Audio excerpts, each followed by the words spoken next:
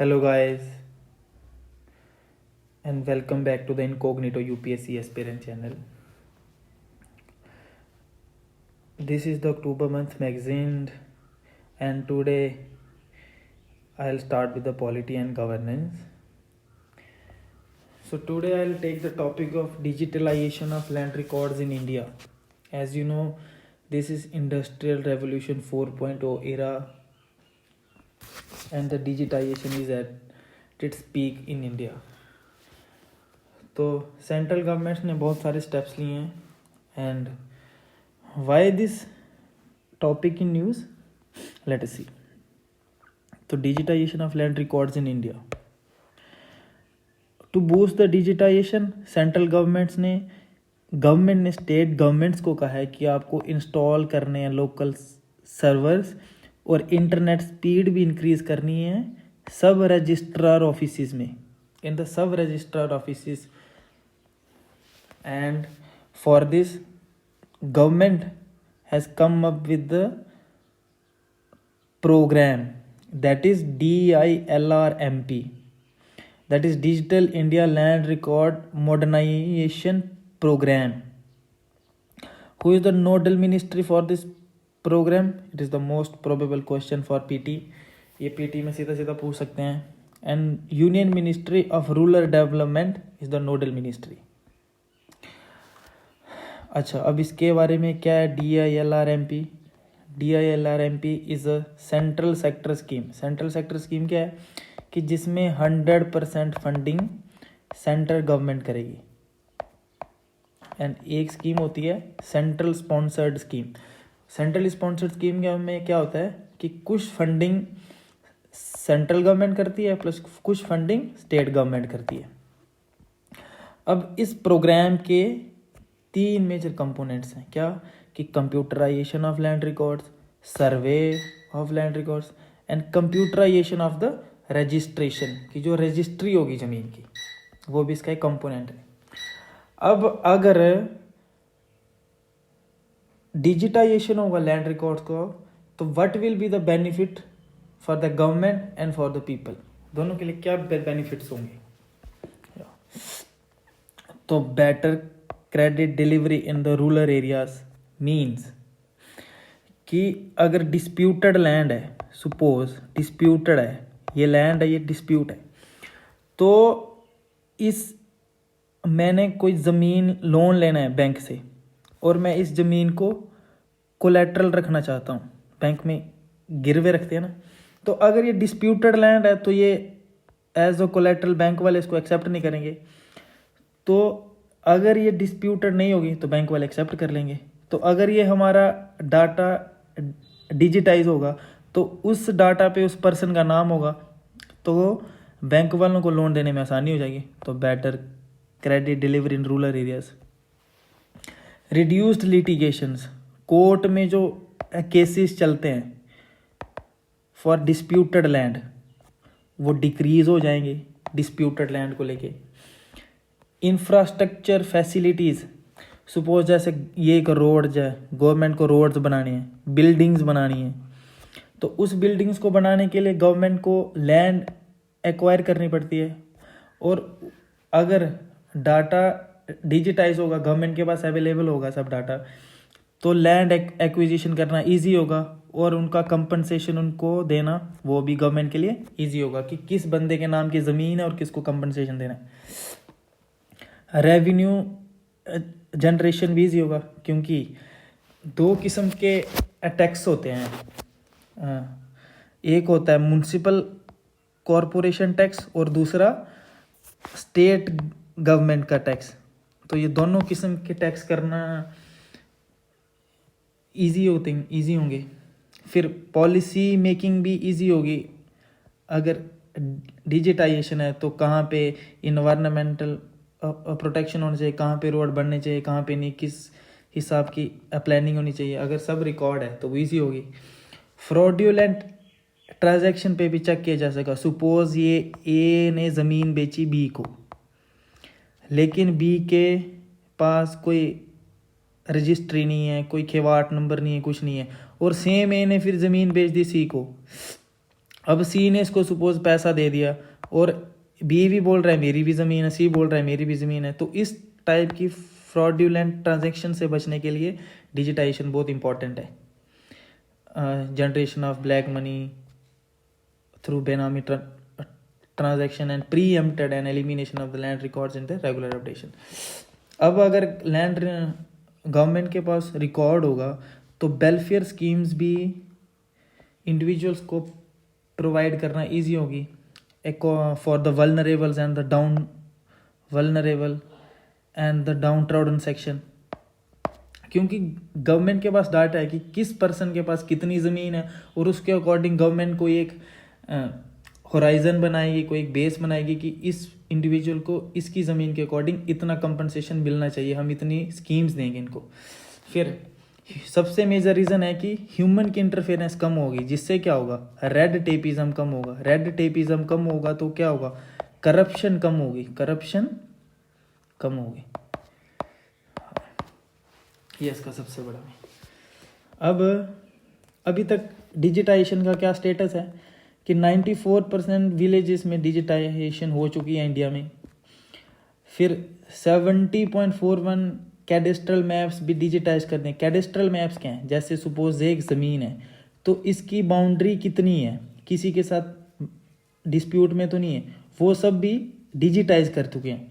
Textual and spatial data integration भी 60.67% villages में digitise हो चुका है। टेक्सचुअल मतलब जो लैंड रिकॉर्ड्स किताबों में लिखे हुए हैं वो भी अपडेट कर दिए डिजिटाइजेशन में, और जो स्पेशल है मतलब मैप में कहाँ पे वो लोकेशन है वो सब भी अपलोड कर दी। ऑब्जेक्टिव्स ये तो इसी, अगर usher in a system of updated land records automated and automatic updation means suppose जैसे पेरेंट्स है तो पेरेंट्स के नाम ऑटोमेटिकली ज़मीन हो जाएगी जब वो ग्रैंड पेरेंट्स के नाम थी, तो मीन्स जनरेशन बाई जनरेशन कोई असुविधा नहीं रहेगी लोगों को। Integration between the textual and the special records, interconnectivity between revenue department and registration department, तो ये सब है। अब how is land ownership recognise in India, तो लैंड ओनरशिप रिकॉग्नाइज करने के लिए क्या है, रिकॉर्ड ऑफ राइट, जिसमें क्या रिकॉर्ड ऑफ राइट क्या है, जिसमें ओनर जो ओनर होगा लैंड ओनर उसका नाम होगा, उसकी नाम की कितनी ज़मीन है, कितना एरिया है, और उस समय उस एग्रीकल्चर लैंड का कितना प्राइस है। फिर एग्रीकल्चर लैंड का अलग प्राइस होता है, फिर बेचने के लिए ज़मीन का अलग प्राइस होता है। दूसरा है रजिस्टर्ड सेल डीड, इसका क्या है कि क्या उस बंदे ने ये ज़मीन किसी दूसरे बंदे को बेच दी, अगर बेची है तो उसका टैक्स कितना पे किया है, वो प्रॉफिट टैक्स कितना होता है वो पे करना पड़ता है गवर्नमेंट को। फिर दूसरा आ गया सर्वे डॉक्यूमेंट, इसमें क्या करते हैं कि जो properties boundaries and area and prove that the properties listed in the government record, means जो प्रॉपर्टी आपके नाम की ज़मीन है क्या वो गवर्नमेंट रिकॉर्ड्स में लिस्टेड है कि नहीं है, और ये सब है इसका। फिर आगे आ गया कि लैंड रिकॉर्ड को डिजिटाइज करने में क्या क्या मुश्किलें आ रही हैं, ऑब्स्टेकल्स। फर्स्ट क्या है, legal issues, legacy issues. Digital records have been inherited the bad data, means पहले जो डाटा था वो ओल्ड फॉर्म में था, पेपर्स पे था, वो पहले बंदों ने जो कलेक्ट किया हुआ था वो प्रॉपर लिखा हुआ नहीं था, उसमें मैप्स मिसिंग थे, अब अपडेटेड नहीं था मॉडर्न टूल्स के साथ। तो अब सपोज कोई पर्सन क्लेम कर रहा है कि नहीं किसी अथॉरिटी ने 100 एकड़ ज़मीन उसमें डिजिटाइजेशन में अपलोड कर दिया, लेकिन बंदा कह रहा है कि मेरी 150 है, तो वो लीगेसी इश्यूज़ आ जाएंगे ना उसमें। सब स्टैंडर्ड डाटा कलेक्शन, डाटा की जो एंट्री कर रहे हैं पेपर मोड से ऑनलाइन मोड में, वो रॉन्ग डाटा अपलोड कर रहे हैं, मिसमैच है डिजिटल इन्फॉर्मेशन, जो डाटा पेपर पे अपलोड किया था वो डाटा कुछ और है और जो ऑनलाइन अपलोड कर रहे हैं वो अलग है। तो मिसमैच से क्या होगा, फर्दर लीगल डिस्प्यूट्स होंगे। Limited capacity of the administration, stakeholders and employ specially at the ground level lack, means जो लोग हैं डिपार्टमेंटल के लोग हैं उनके पास स्किल्स नहीं है कि how they use the modern ICT mode technology.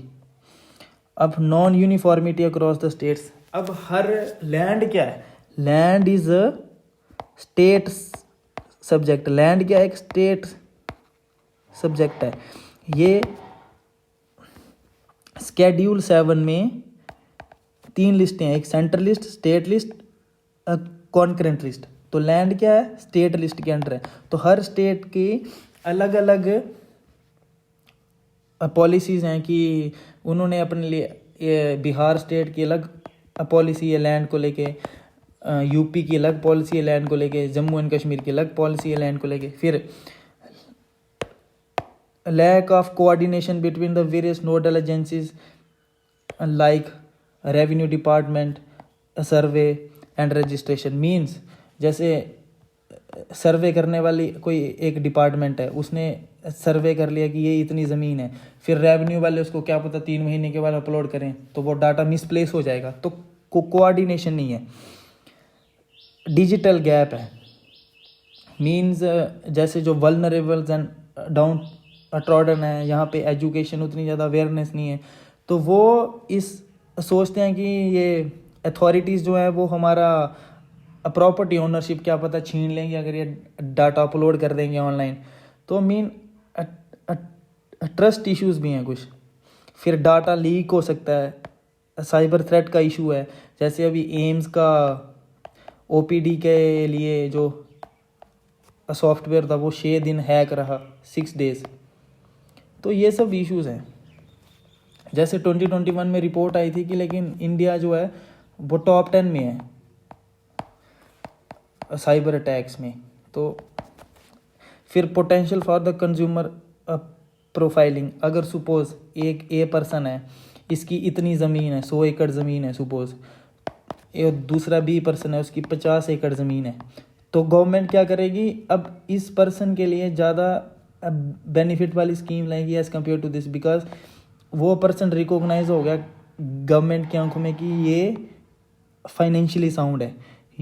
Ownership में भी use to indicate the financial situation of the land owner leads to their profiling.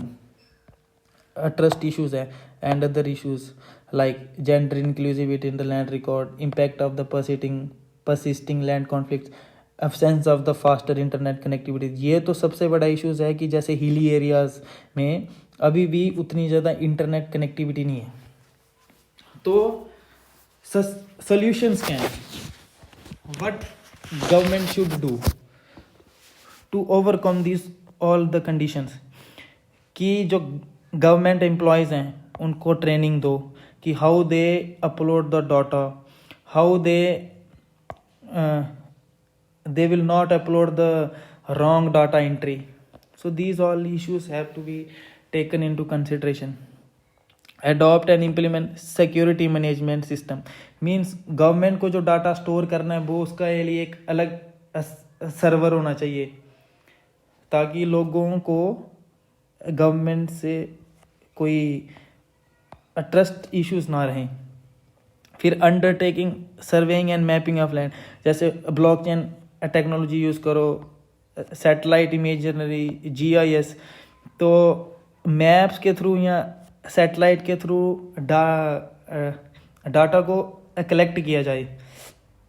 Build capacity among the states to establish dedicated data centre बनाए जाए, सिर्फ dedicated उसी के लिए कि ये सिर्फ ज़मीन के लिए होगा। Update all the textual data prior to the, कि मतलब पहले हम ये जो ओल्ड डाटा है, ओल्ड डाटा को पहले अपलोड करो, फील्ड में जाओ और न्यू डाटा बनाओ, न्यू डाटा को कलेक्ट करो, उसके बाद उसको डिजिटली अपलोड करो। ये है इसका मतलब। Conduct awareness generation program regarding digital process and application related to the land registration. Mean village में अवेयरनेस प्रोग्राम चलाओ डाटा को ऑनलाइन अपलोड करने में। Build uniform standards maintain land records, मतलब पूरे इंडिया में एक यूनिफॉर्म स्टैंडर्ड होना चाहिए रिकॉर्डिंग का, मेंटेनिंग का और अपडेटिंग लैंड रिकॉर्ड्स का। तो ये टॉपिक फर्स्ट है।